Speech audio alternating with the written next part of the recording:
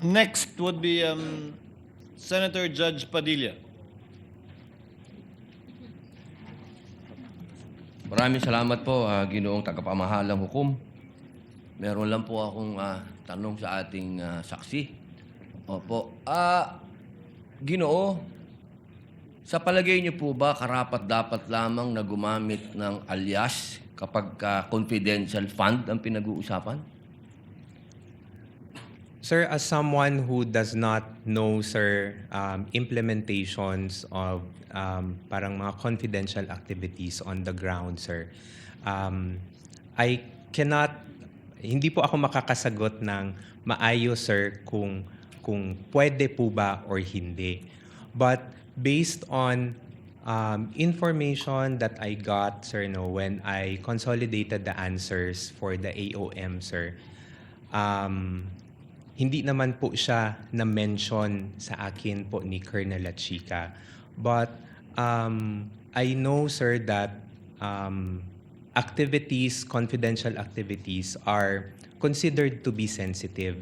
And there might be individuals or groups that need to be somehow protected, sir, because of the information that you would be getting from those people, sir. So, yun po yung tingin ko, sir. Hindi ko categorically masasabi na pwede po yung alias or hindi. But going back to the JMC also, sir, sa Joint Memorandum Circular, there is no specific provision, sir, that indicates kung paano po yung paglagay ng mga pangalan sa documentary evidence of payments. Okay. Maraming salamat po. Meron po akong tanong sa prosecution.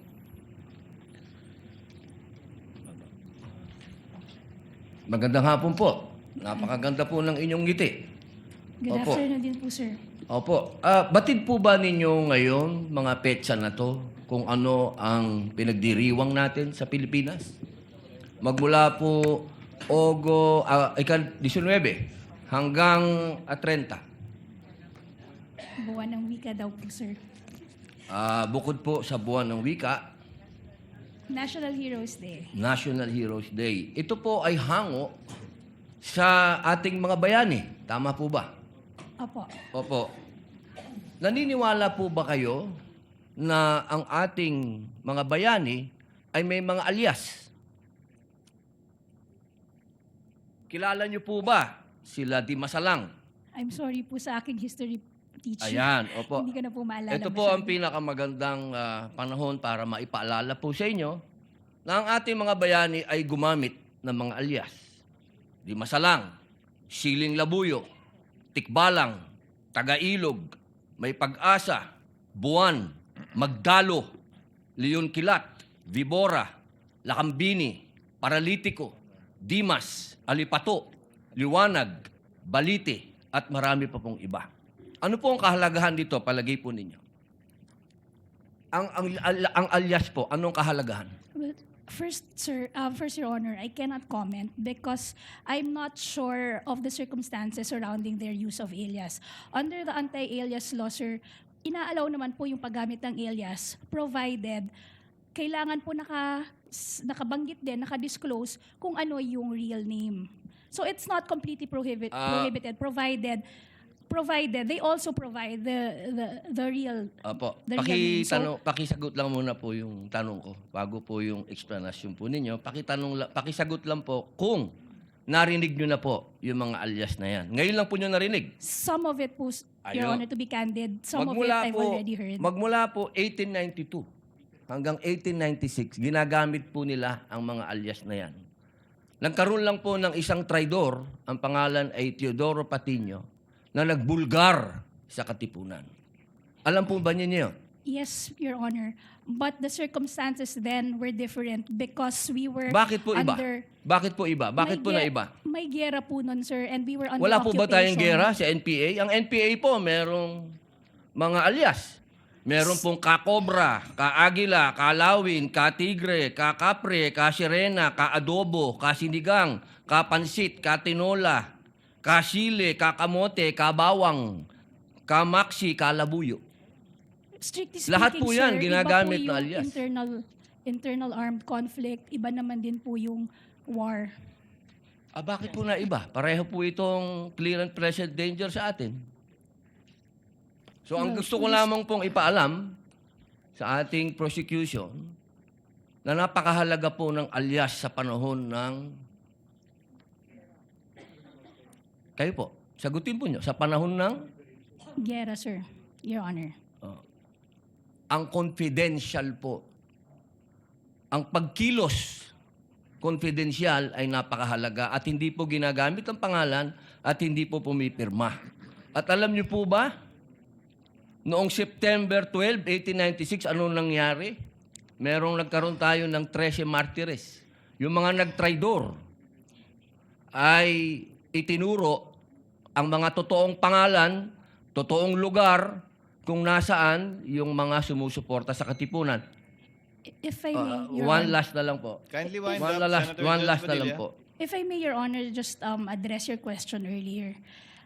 With all due respect, Your Honor, the prosecution respectfully submits that whether the use of alias is allowed or not and whether it's necessary or not, to us, that is a non-issue because that was never raised Hindi po by pwedeng the... maging non-issue sapagkat ito po ang ipinalalabas ng prosecution. If I may, Your Na Honor, may mga pangalan, na mga katawa-tawang pangalan. Mas nakakatawa po itong mga pangalan ng mga nangyari nung araw. with all due At isa respect, pa Your po, Honor, isa na lang if po. Kasi isa na lang po.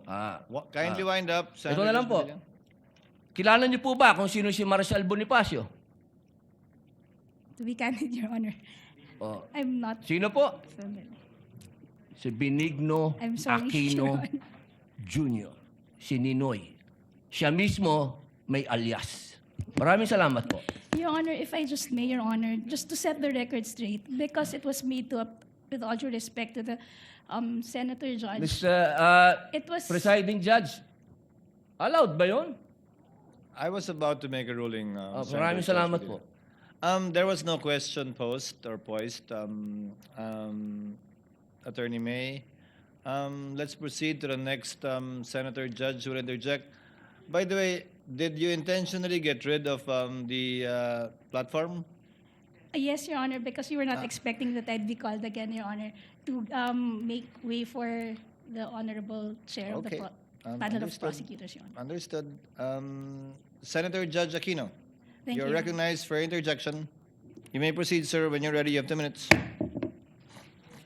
So bago po yung 2 minutes, Mr. Presiding Officer, tama po, si Ninoy Aquino po ang kanyang alias ay Marcial Bonifacio para makauwi po siya sa Pilipinas nung nasa Boston siya.